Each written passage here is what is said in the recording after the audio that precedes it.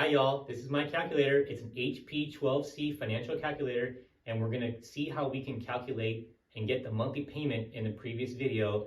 And if you're just opening up your calculator, or if you just downloaded it from the App Store and you're turning it on, then this is what it looks like. There's a lot of numbers here, so don't be intimidated. It does a lot of things like uneven cash flows, annuities, bonds, mortgages.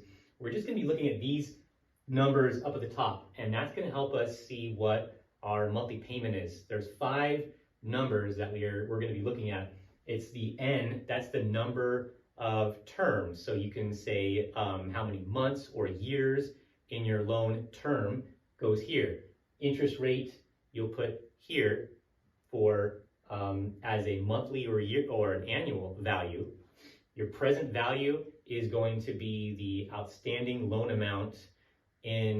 This calculator takes the perspective of the investor. So you'll put a negative sign, you'll change the sign, and you'll enter it here in the present value. So for 300,000, we would enter 300,000 and then change the sign to make it negative, and then we would hit this button to enter here in present value. We're solving for payment, so we're going to leave this button blank, and then future value at the end of the term. So if it's 360 months, we want to say, well, it's paid off, it's a zero balance, so we put a 0 here.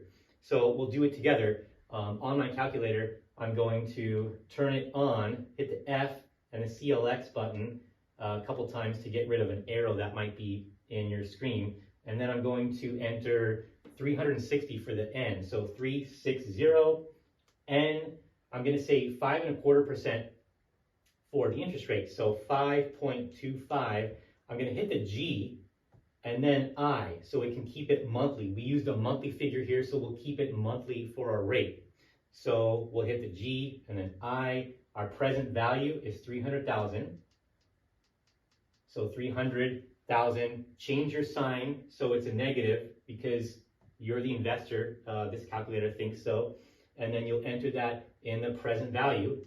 We're solving for payment, so we won't hit anything there yet. And then future value, well, we want to say 0, so 0, and then hit future value. Now we have 4 out of the 5 required components in our calculator. Now we can solve for the missing one, and if we hit payment, it shows us that the payment is $16.56.61.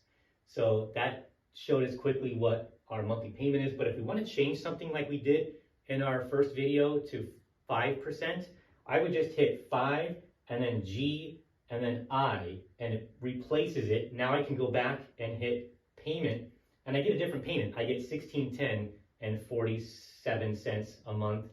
And if you entered in a different 4, you can solve for the remaining component. And that is your T-bar on an HP12C. And please let me know any questions you have about it, and thanks for watching.